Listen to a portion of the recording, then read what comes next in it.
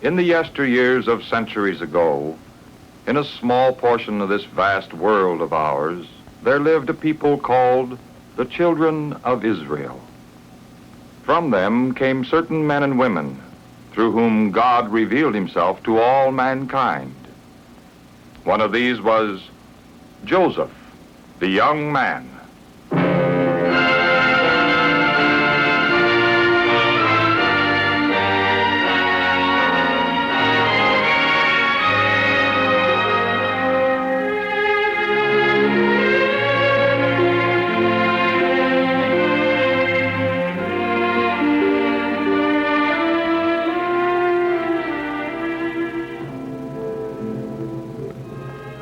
Almost 4,000 years ago, there lived in the land of Canaan a man with great wealth and many sons. His name was Jacob, and like his father Isaac and his grandfather Abraham, he too was a worshiper of the one true God. Jacob loved all his 12 sons, but his favorite was Joseph because he was born when Jacob was old and was a lad with a humble faith in God. To show his love for Joseph, Jacob had given him a beautiful long robe. And when his brothers saw that their father loved Joseph more than any of them, they hated Joseph.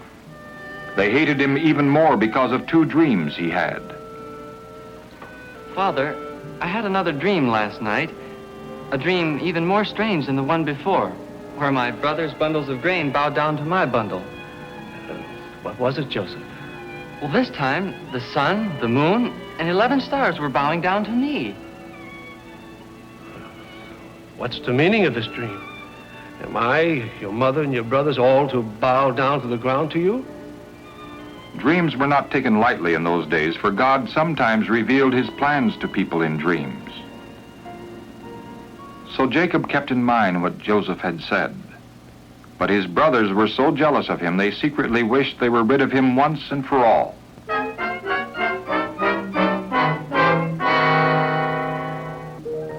After some time, Jacob sent Joseph to the pasture land of Dothan, where the older brothers had taken Jacob's flocks of sheep to graze.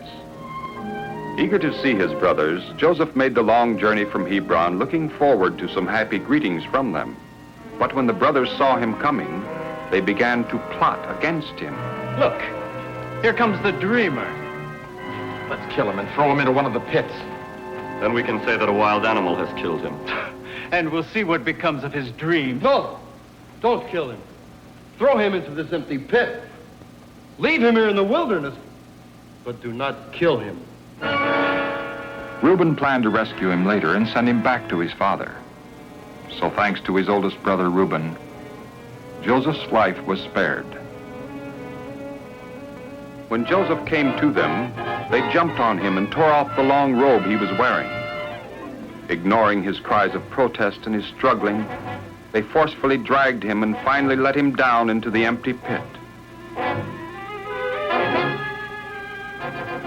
Then they made ready to sit down and eat, paying no attention to Joseph's pleas for mercy.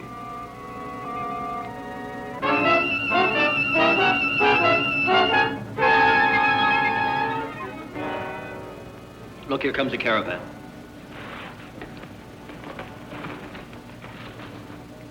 That's a caravan of Ishmaelite traders.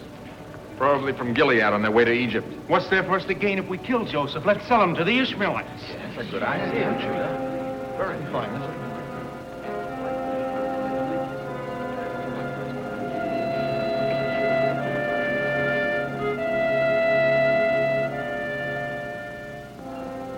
So 2 of the brothers hurried out to greet the leader of the caravan, while the others went back to the pit to get Joseph out.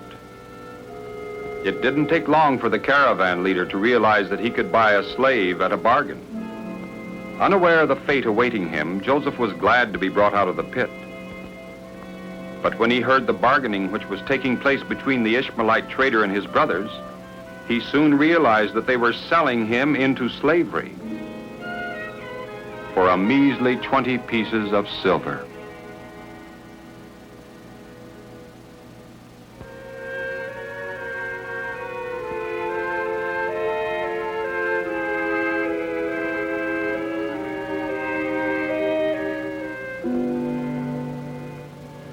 torn from his father's home and sold as a slave by his brothers, Joseph was left with but one hope and comfort: God, in whom he trusted.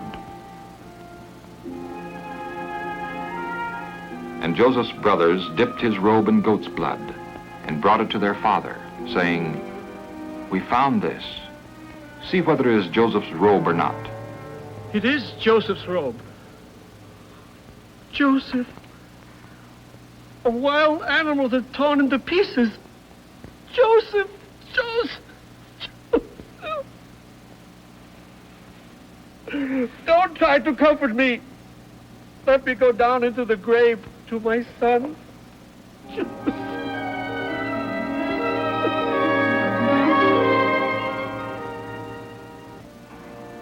But as in the past, so also in slavery, God was with Joseph. He was sold to a kind and wealthy Egyptian named Potiphar, who was an officer of Pharaoh, the ruler of Egypt. And when Potiphar saw how faithful and honest Joseph was, and how the Lord was with him and blessed him in everything that he did, he made Joseph the overseer of his house and all that he possessed. And on account of Joseph, the Lord blessed everything that Potiphar had. But before long, Potiphar's wife tempted Joseph to sin with her. And when he would not agree to any of her evil suggestions, she plotted how to get revenge. So when she told her husband lies about Joseph, Potiphar believed her and ordered Joseph to be thrown into prison. This was unjust punishment. But Joseph remembered how God had brought him through other misfortunes, and he continued to trust in God's plans for him.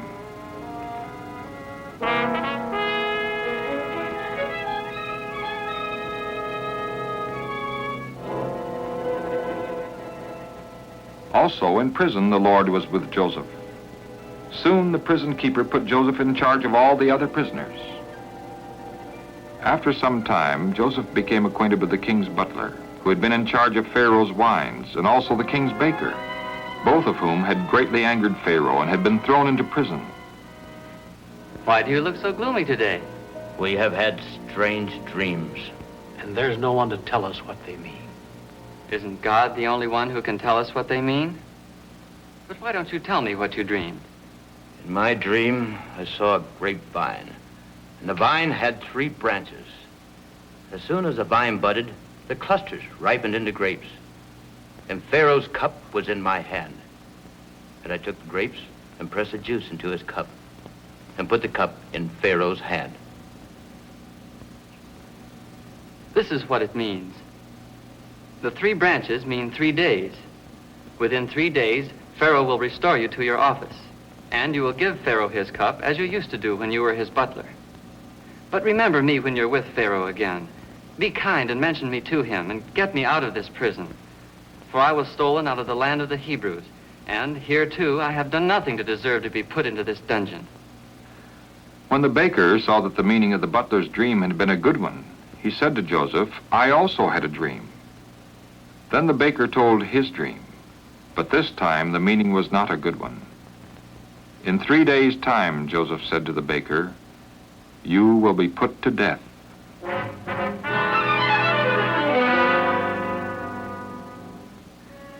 Everything happened just as Joseph had predicted. After 3 days, Pharaoh celebrated his birthday, and the baker was condemned to death, and the butler was restored to his former position. However, the butler forgot all about Joseph, and Joseph had to remain in prison for 2 more long years.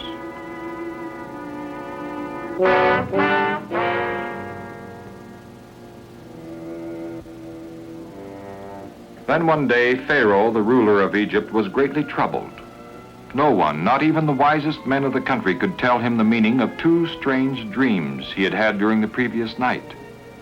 He called in all the magicians of Egypt, but there were none who could tell Pharaoh what the dreams meant. At last, the butler remembered Joseph and hurried to tell Pharaoh about the young Hebrew prisoner who had accurately interpreted his dream. So Pharaoh sent for Joseph at once. Joseph, freshly shaven and dressed in clean clothes, was quickly brought before the king.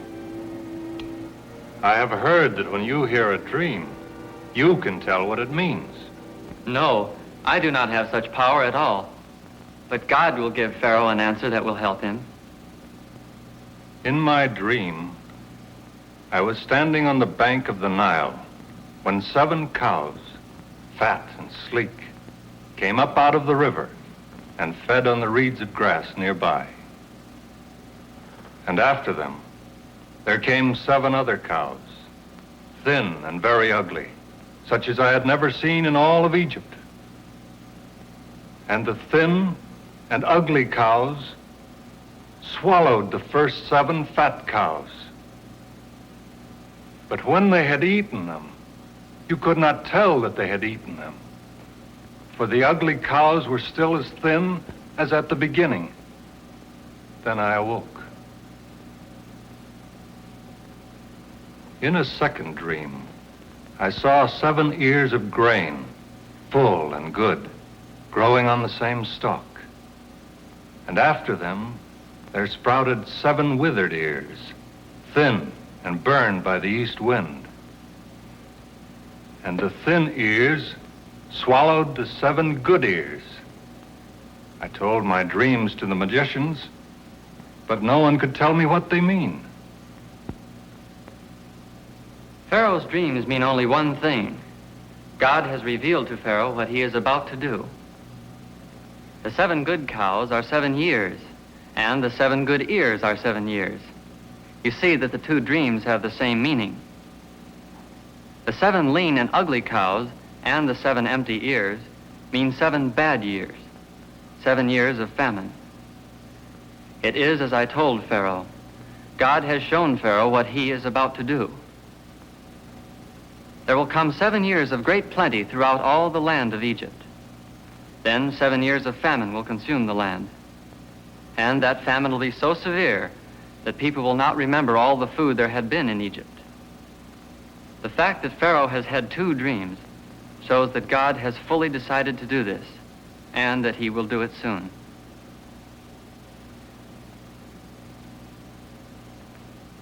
Now that I know the meaning of these dreams, what should be done about the famine that is coming? Let Pharaoh select a wise and understanding man and set him over Egypt. Let Pharaoh also appoint officers over the land and take 1/5 of the harvest during the 7 good years. Let them gather all the food of these good years and store up grain in the cities and keep it there, so that when the 7 years of famine come, the people of Egypt will have plenty to eat. Can we find a man with the Spirit of God in him, like this man? Since God has shown you all this, there is no one so wise and understanding as you are. You will be in charge of my palace, and all of my people shall do as you command. Only as regards the throne will I be greater than you. You see, I am putting you in charge of all Egypt.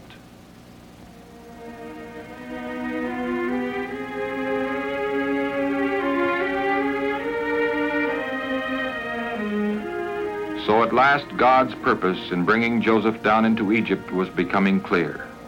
Overnight, this God-fearing young man had risen from prisoner to prime minister, from slave to second in command of all Egypt.